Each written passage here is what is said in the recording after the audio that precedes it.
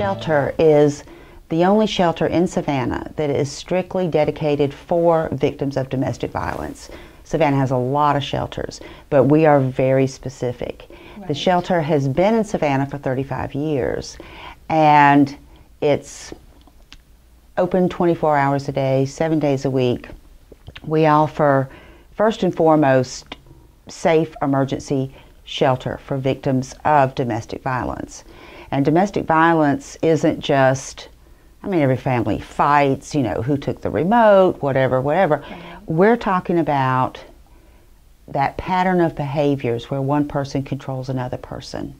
It can be verbal, it can be emotional, it can be physical, it can be all of those things. And we're the people that we keep our doors open. We provide very comprehensive services. We offer counseling, support groups, assistance with employment, education.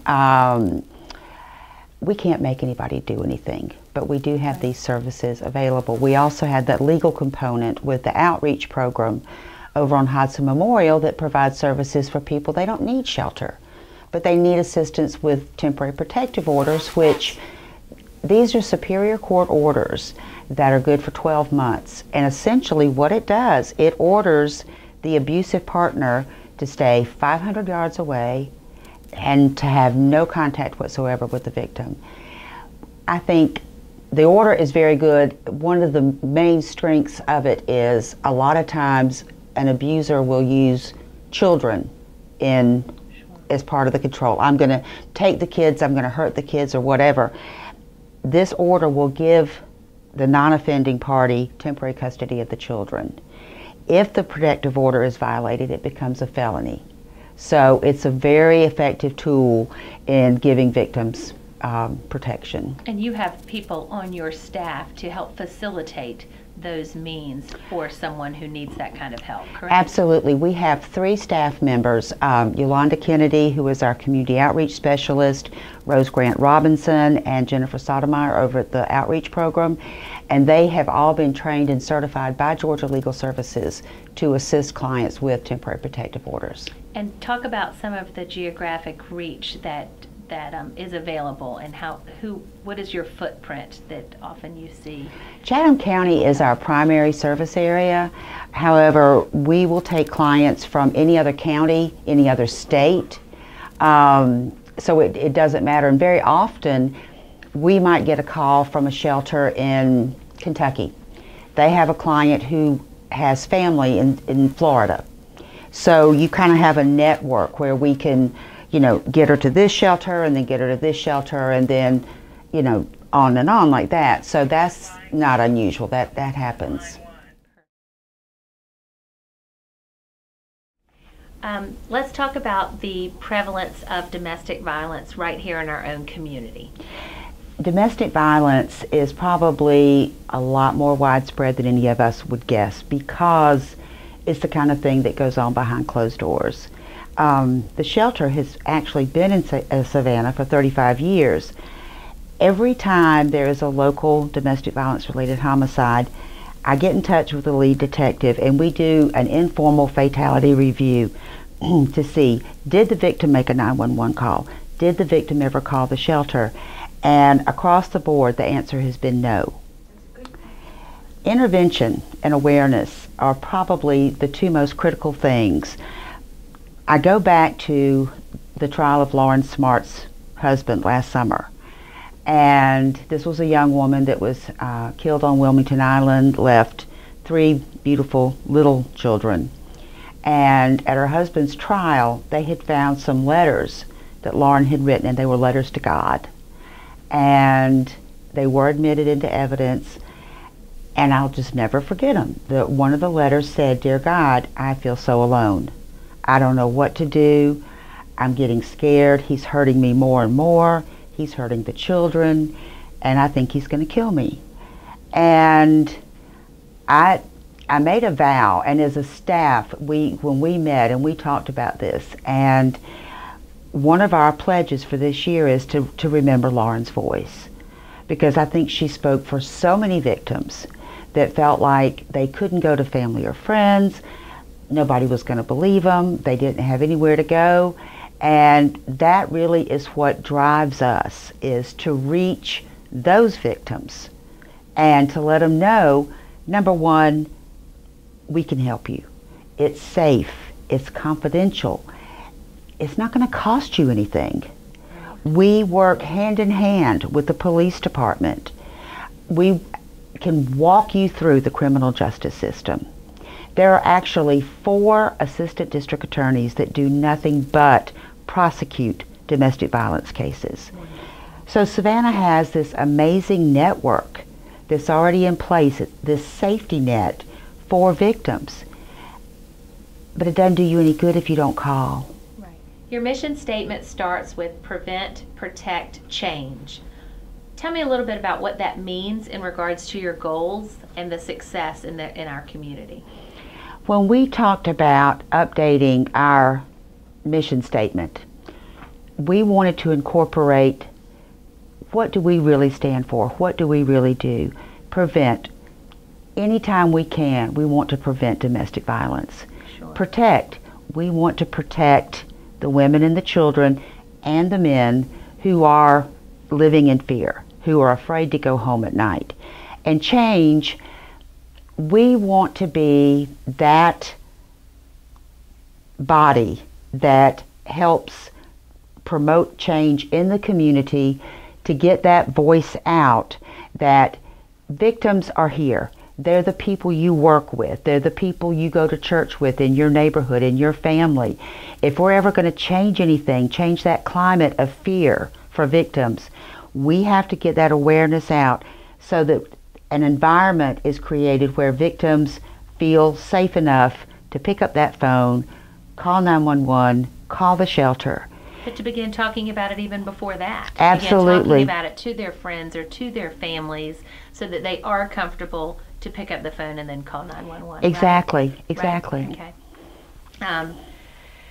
Some of the statistics that I've received that we have been looking at just last year alone, in the state of Georgia, there have been 117 domestic violence deaths in the state. 4 of those were here in Savannah, Georgia. Over the past 4 years, there have been 13 domestic violence related deaths. Can you talk about that a little bit? Those 13 in the past 4 years, again, that's another example. We never heard from them. And this is something that I don't know how to reiterate it enough, that, these numbers are big numbers.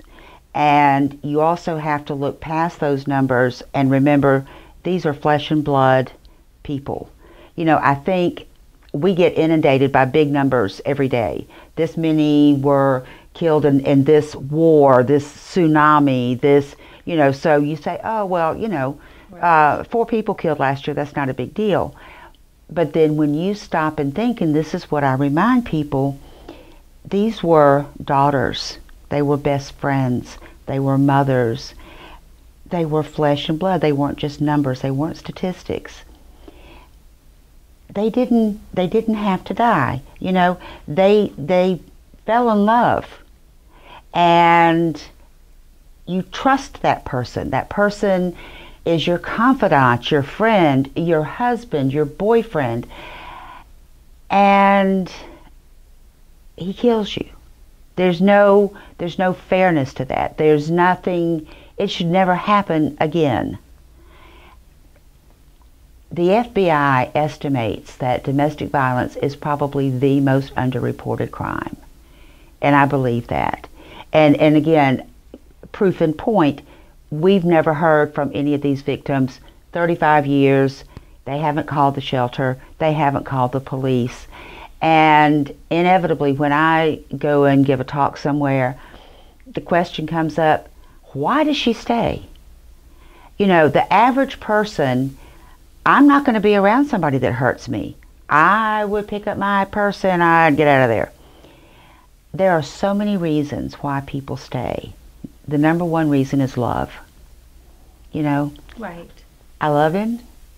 Everybody that has ever been in an intimate partner relationship knows that sometimes you go to that edge of love and hate. You know, you're fighting about something, you're arguing, you're just disagreeing.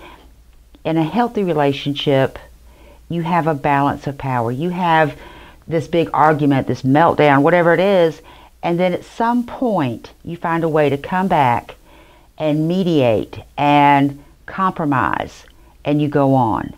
In these relationships, there is no balance of power. You have one person that's calling all the shots.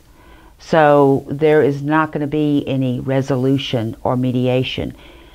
Sometimes you have a little honeymoon period, you know, and he comes back and says, I don't know what got into me. I was drunk. I saw you talking to that guy at the party, and I love you so much. I just couldn't stand it. You know, please forgive me. And he knows how. He has, people that have abusive personalities are very manipulative. He knows how to say what she wants him to say, and she wants to forgive him. And maybe there's flowers and chocolates, there's promises, I'm going to go to the pastor, I'm going to go to counseling, and things are okay for a while. But it's going to happen again. And I can't emphasize that enough. If there's anybody watching this that is in a relationship like this, I can promise you, in my 20 years, I have never seen a domestic violence relationship where the perpetrator learned his lesson and it got better. That's not going to happen, right? Because he doesn't think he's doing anything wrong. He's teaching you a lesson. He's keeping you in your place. He's reminding you of who's in charge, and that's the way it's going to be.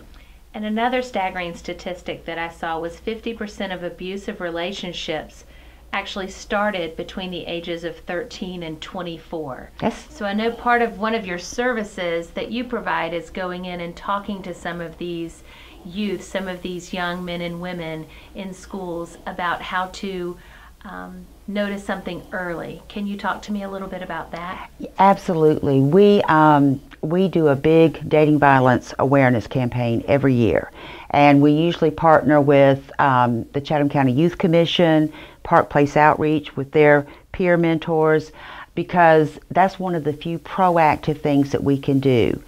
And when I was with the outreach program, I spent a lot of time in high schools talking to them about healthy relationships, because so many times it absolutely does start there and they don't recognize it, you know, and talking about a little jealousy is a healthy thing, you know, and it makes you feel good. Oh, he's so jealous of me, blah, blah, blah.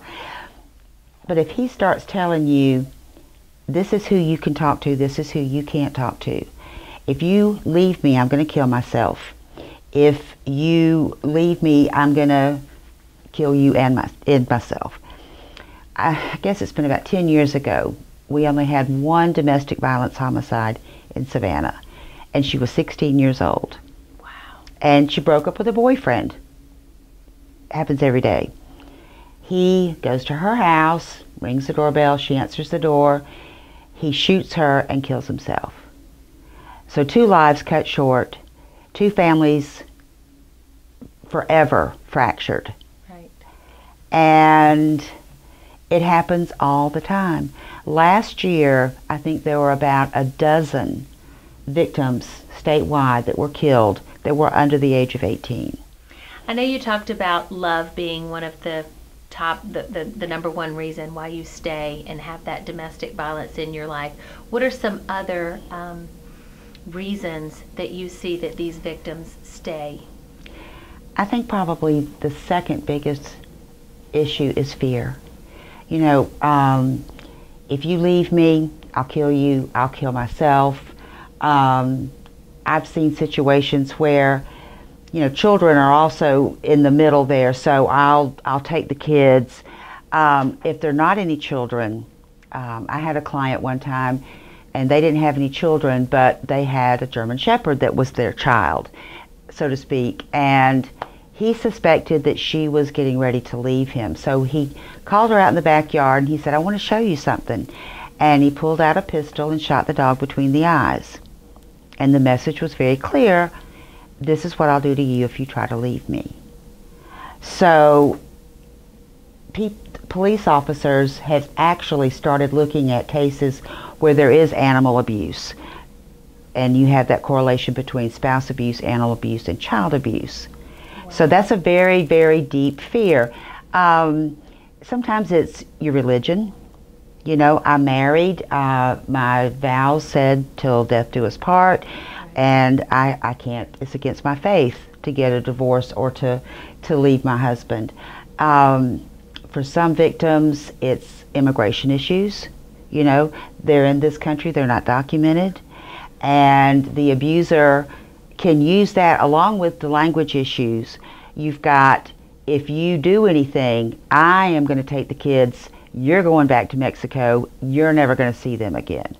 So that is a huge factor. And thankfully you have someone on staff that has that Hispanic background that can work with those communities, correct? For the first time, we actually have 2 bilingual advocates. Daisy Hernandez is our child advocate, and then of course Jennifer Sotomayor over in the outreach program.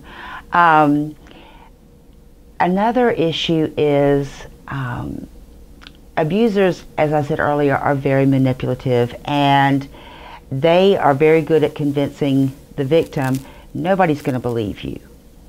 You go and you get me in front of a judge and I'm going to tell everybody you're crazy, you're seeing a psychiatrist, you're taking antidepressants, you're doing this and this, and actually can kind of convince a victim that she really is a little bit crazy and scared to death, that people are going to say, what are you talking about? You live in a beautiful house.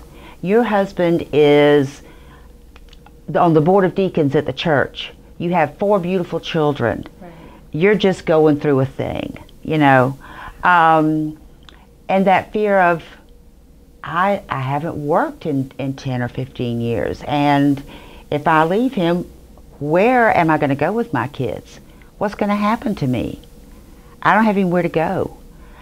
And even though we've progressed a lot, our community and society as a rule still has that preservation of the family, you know, and there's that pressure of, you know, particularly for women who are the caregivers, and we're the ones that, you know, kiss the boo-boos and make everybody happy, and we keep everybody together. And even families can reinforce that without realizing it. So you feel like, I don't want to, he's the father of my children and he's good to them. So it's all these issues that are all tangled up together with the overriding fear that I actually, to be honest with you, I don't see how some people do it. Because if you think about it, we have a beautiful shelter, we do, but it's a shelter. It's not your home. And packing up you and your kids, leaving behind family pictures. I mean, your home is your haven. That's your safety net. Most of us can't wait to get home because that's where we kick off our shoes and relax. And having to leave it and not knowing, is he going to tear everything up? I had a client one time here at the shelter. They had a beautiful home on the river. We served the husband with a protective order. And she and the boys were getting ready to leave and go back to the house, and he burned it to the ground. I mean, he went to prison, but he didn't care. If I can't live in this house with you, nobody's going to live in it. So that is a huge move. Everybody, it's easy to say, he's hurting you, get out. But it's not that easy. Right. Talk about a little bit what we can, the Savannah community, what can we do to help support you and Safe Shelter? I think the first thing is, number one is just acknowledging Safe Shelter, you know, acknowledging that there's domestic violence in this community. And we have victims in every socioeconomic, every neighborhood, every zip code in Savannah. You know, we are so blessed to have a partnership with Memorial Medical Center. And we have come up, they worked with me, we came up with a hospital-wide protocol where especially the trauma surgery team can more quickly identify victims and get services started immediately while they're at the shelter. We have a very solid relationship with the police department. We are part of the rookie training. They get an hour with us about our services, how victims can access services. The business community could help tremendously. You call me and say, I want to put some of your posters in our bathrooms, the posters that say, if you're a victim, and there's a tear-off pad with our crisis line number. Wonderful. Put our brochures in your break room. Make it an environment, and this could be for anybody, a church, anybody. Make your place an environment where if there is a victim there, they can look around and say, they get it. They know what I'm going through, and make it easier for her to go ahead and initiate services and get the help she needs. If there's a friend or family member that I think may be a victim, talk to me a little bit about how I can reach out to you and how I can encourage them to reach out to you. We get a lot of phone calls from people who, it's my daughter, it's my sister, it's my neighbor, I think it's the gal that I work with. And the first thing I tell them is, number one, don't preach. Don't judge, because you don't know what they're going through. If you don't know how to approach that person, one of the things that you might do is, when you're in a safe environment, just say, I'm afraid for you. Or ask the question, are you afraid to go home? Okay. We are naturally, by nature, defensive, and we don't want people in our business. And, you know, for a victim, the first reaction might be, you don't know what you're talking about. You need to mind your own business. You know, and if she says that, that's fine. But she knows you're worried about her. And you don't know. I like to believe that every victim has that moment where I'm ready. And you want to be the one. You want to be ready to say, okay, I don't know exactly what to do, but I know who we can call. Who can they call? They can call. How do they contact you? They call directly? Safe Shelter. You know, they call us at 912-629-8888.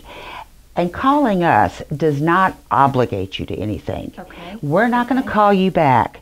We're not going to send you information in the mail. We're not going to come to your house. Great. You know. Good to know. You could call and just say, I just need to talk to somebody.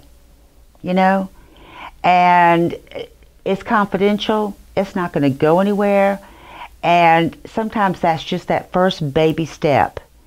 And even the friends can call you. Absolutely. You can guide me into how many times I should approach them, what I should ask. Okay. Exactly. Wonderful. But the whole thing is, if you have any idea that somebody you know, somebody you love, I really think it's an obligation, because as I said earlier, intervention, any kind of intervention, is absolutely necessary in breaking that cycle and helping that person get out before they become another statistic.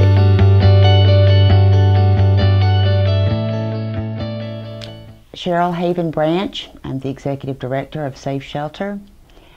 If anybody is within the sound of my voice and you are scared, you think that maybe some of the things that you've heard on this program apply to you, pick up the phone and call. That's all you have to do, is call 629-8888.